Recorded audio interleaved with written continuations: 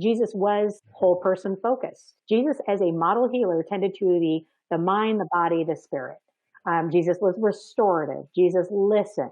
So it wasn't just about that physical treatment. It was also about tending to the spirit of the person.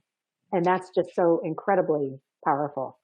I've got a friend that is a nurse in another healthcare system, and she was telling me a story one time about, I don't know, it was a pulmonologist or something, and he says, "Don't look at me, I'm just the lungs."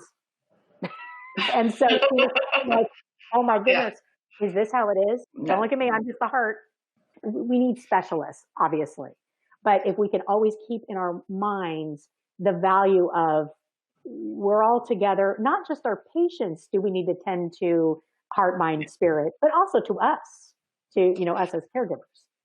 I will never forget, and I will always believe that I truly witnessed the miracles of prayer in a patient that I had received one day. He came to us practically paraplegic. His brain tumors had swollen so bad in his brain, he had no mobility in his body.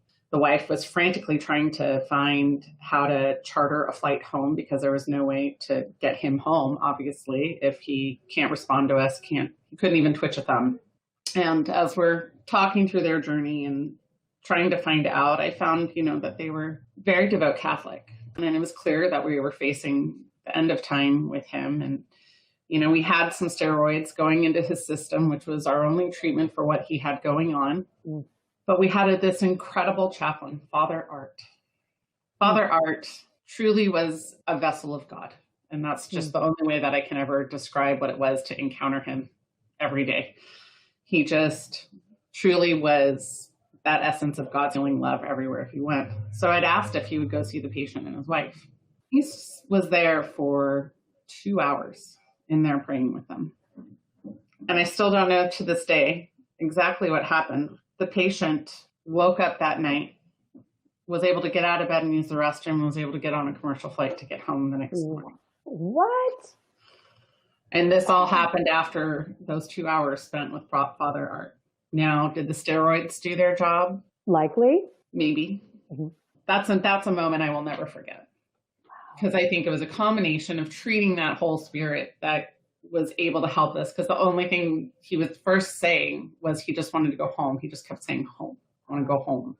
So perhaps Father Art gave just enough spiritual boost to fortify his spirit, his soul, to be strong, to make that journey.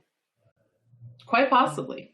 Yeah, you, I'm sure, know better than me the power of the mindset in combating sickness and illness. So to nurture the spirit seems to make a lot of sense. Without a doubt. I think in the sickest of the sick that I've seen, it's quite often the mind that gets them through, and the spiritual connection, rather than always just the medicine. And there's also times when people say, I'm done with the medicine. Yeah. I don't want this anymore. This isn't how I want it to be. And it's allowing those conversations to happen as well, and to truly listen and make sure that that's okay. To let us know that that's okay. That part of our journey is part of our life as well. The best thing that I've ever learned with caring for those that are dying is crying with patients, feeling those feelings and letting them see that you're invested in caring just as much. I think that's what we need to do more often with our caregivers, is give them that permission that it's okay to feel.